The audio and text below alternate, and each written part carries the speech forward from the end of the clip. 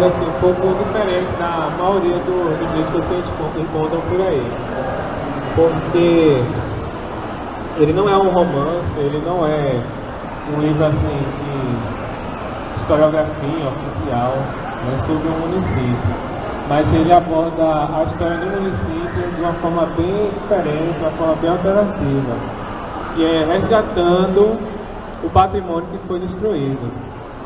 Esse livro, ele foi publicado, quer dizer, está sendo publicado hoje, né, com incentivo do Cultura, que é um programa do Estado, contou com financiamento público, e um dos motivos que eu acredito que ele foi aprovado é que ele traz uma abordagem inédita, que nunca foi feita em país nenhum no mundo, que foi o resgate da história dos prédios destruídos no lugar. Muito se escreve sobre o patrimônio construído, né, que ainda se encontra hoje, patrimônio histórico, sobre igrejas que ainda se fazem presentes, sobre casas de engenho que se fazem presentes, sobre palácios, prédios públicos, estações ferroviárias e outros prédios de valor histórico que compõem o nosso patrimônio cultural material. Mas todo mundo que escreve, sempre escreve sobre aqueles que ainda se permanecem. Ninguém nunca teve a ideia de fazer um livro sobre aquilo que não existe mais. Então eu vou estar mostrando para vocês algumas imagens nesse livro, de todos os prédios que eu abordo. Algumas pessoas me perguntam por que é que o título se chama Memórias Destruídas, né? Memórias porque o patrimônio, ele é a nossa memória cultural, a nossa memória coletiva. Uma igreja que se encontra numa cidade, a igreja matriz de uma cidade qualquer, ela não é simplesmente um templo religioso de uma determinada religião, mas ela tem uma série de significados, ela tem uma teia de valores que estão por detrás daquele prédio. Ou seja, o patrimônio material, ele não é só um edifício, mas ele é um símbolo também. E nós temos vários valores, vários significados por detrás daquele símbolo. E muitos desses símbolos, eles têm uma importância social e cultural muito maior do que a de um mero prédio, de um mero templo, de uma mera casa de engenho. Bom, qual é o espaço onde acontece o meu livro? Esse livro trata de que local, de que contexto, de que região. Ele conta a história dos prédios destruídos de Jaboatão dos Guararapes. Quem é de Jaboatão, ou quem conhece Jaboatão, deve saber que Jaboatão tem uma história muito rica, que não é muito valorizada, que não é muito divulgada. E um dos aspectos mais interessantes por um lado e tristes por outro, é que a história de Jaboatão é marcada pela destruição do seu patrimônio histórico.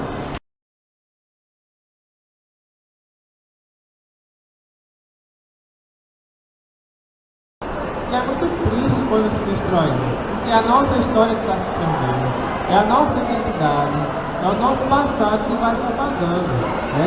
Na Europa, ninguém pensa em destruir um castelo para construir uma fábrica no local, mesmo que a fábrica venha dar lucro. Na Europa, ninguém pensa em destruir uma fortificação antiga para passar uma estrada, mesmo que aquela estrada seja importante. Mas aqui no Brasil, a gente destrói o patrimônio com mero capricho. Destrói porque tem interesse econômico por detrás. Destrói porque acha que aquilo não tem valor, porque é uma coisa velha que tem que ser destruída mesmo. O importante é o moderno. Enfim, destrói porque o próprio poder público não tem a responsabilidade e o compromisso em preservar o que é seu. Então, meu livro, ele conta a história da destruição do patrimônio histórico na cidade de Jaboatão do Guararapes.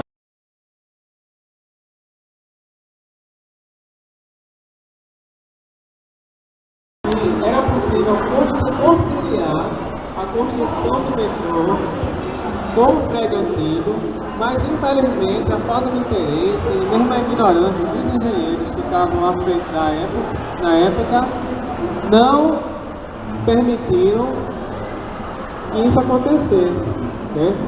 Porque era tão bom que tivesse feito como foi feito no Recife, né? Onde a estação antiga foi preservada, né? Se construísse o metrô mesmo assim, e tinha espaço para fazer isso, né? Mas infelizmente eles preferiram destruir para fazer a estação. E com isso a história, porque o símbolo da ferrovia, o símbolo de Jaboatão era esse prédio. Quem chegava em Jaboatão de trem, a primeira coisa que via e sabia que estava em Jaboatão era o relógio. Mas ele foi destruído. E até hoje, quem anda de metrô, quando vê aquele símbolozinho da estação, aquele símbolo de Jaboatão é referente a esse prédio que foi destruído. E quem é da minha geração e das gerações recentes, infelizmente, não sabem disso. Aqui está outro prédio que está sendo destruído também, depredado pelo abandono, pelo descaso, e a estação ferroviária de Jaboatão. E aqui está a prefeitura, a antiga prefeitura de Jaboatão, que é hoje a agência de trabalho. Nesse local funcionou o antigo paço municipal da prefeitura de Jaboatão, que é um prédio a capa do Olimpo. Esse prédio ele foi construído em 1923 e veja que interessante. Não que a gente vai idealizar o passado, mas veja, hoje qual prefeito que tiraria os seus recursos para fazer alguma coisa pela cidade? Difícil, né? Mas o prefeito que construiu esse prédio, Arnaldo Xavier, ele pegou todo o material, as pedras, a areia, o cascalho, a argila, tudo veio no engenho dele para construir o prédio. Isso em 1923. E em 1950, na década de 50, esse prédio foi destruído simplesmente porque caiu uma parte do teto. Então ele poderia ter sido preservado, mas por capricho ele foi destruído. E aqui está o mais célebre, o mais famoso caso da história do Brasil de destruição do patrimônio, que é a Casa Grande do Museu Megaí. Essa Casa Grande, ela ficou eternizada no livro de Gilberto Freire, Casa Grande Senzala, e ela era o mais significativo representante da arquitetura colonial dos engenhos do Brasil.